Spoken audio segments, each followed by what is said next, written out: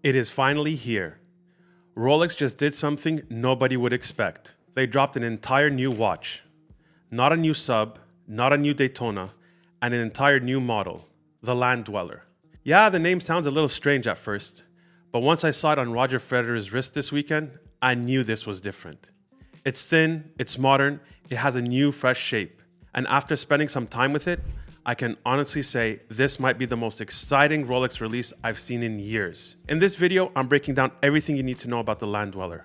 How it looks, how it feels, where it sits in the Rolex lineup, and whether or not this is the Rolex that finally goes head to head with the Royal Oak and Nautilus. And stick around because the retail prices may surprise you, especially what you get for the Platinum model. Let's get into it. So let's start with the design, because that is what hit me first. This watch is slim, like surprisingly slim for a Rolex. It has that kind of profile that reminds me of an AP Ultra Thin. It doesn't just sit on your wrist, it hugs it, it melts into the wrist. And it's elegant without trying too hard. You've got two sizes, 36mm and 40mm, and both feel super balanced. But thanks to the integrated bracelet, it wears slightly larger, and in this case, that's a good thing. Now, let's talk about the bracelet. Rolex introduced what they call the flat Jubilee. It keeps the vibe of the classic Jubilee, but with flatter links, giving it the entire watch a more modern look. Honestly, it looks like they took the AP Royal Oak bracelet, blended it with the classic Jubilee bracelet.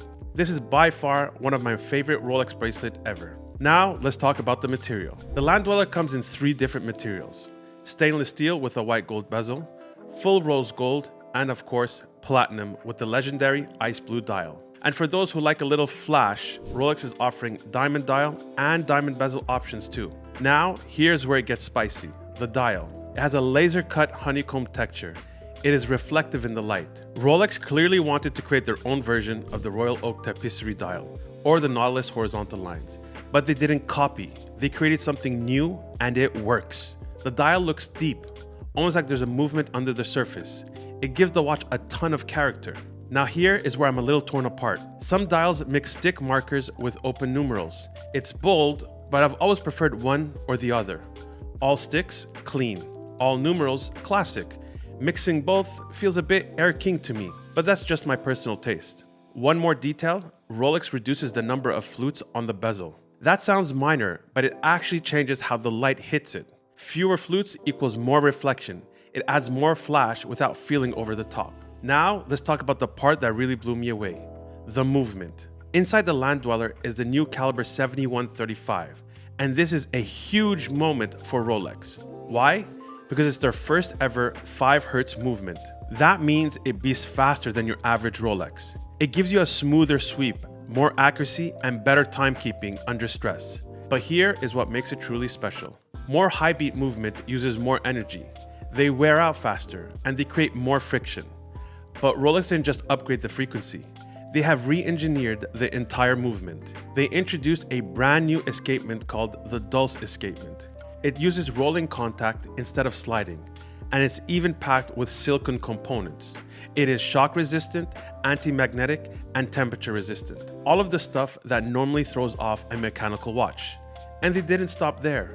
The movement is thinner than the previous caliber. Plus, it has a sapphire caseback. Many collectors love that feature. But now, here's a big question. Where does the Land Dweller fit in the Rolex family? According to Rolex, it sits between the Datejust and the Day-Date.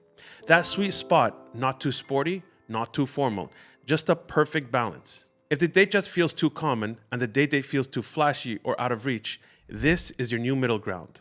But let's be real, everyone is comparing it to the Royal Oak and the Nautilus. And you can see why. It's thin, it has an integrated bracelet, and it has a textured dial. It's clearly designed for the same type of customer. Someone who wants something redefined and powerful, elegant but modern.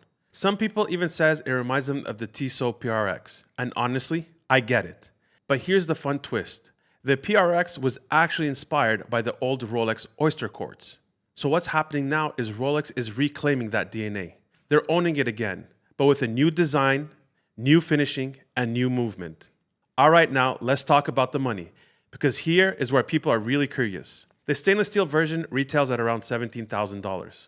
The rose gold version jumps up to $51,000. And if you're feeling bold, the platinum sells at around $69,000. Now, those are retail prices, and if you know Rolex, you know it doesn't stop there. We already see what happens when hyped steel watches hit the market. The Nautilus 5711 tripled. The Royal Oak 15500, same story. If this land dweller follows that trend, the secondary market prices are going to go crazy, and that is where it might lose some of its magic. However, if it stays close to retail like the Datejust with a small premium, I think this is a home run. And you better believe this is going to pull people away from the Datejust model. Now personally, I like it, maybe even love it, but I will still need to try it on before I can commit.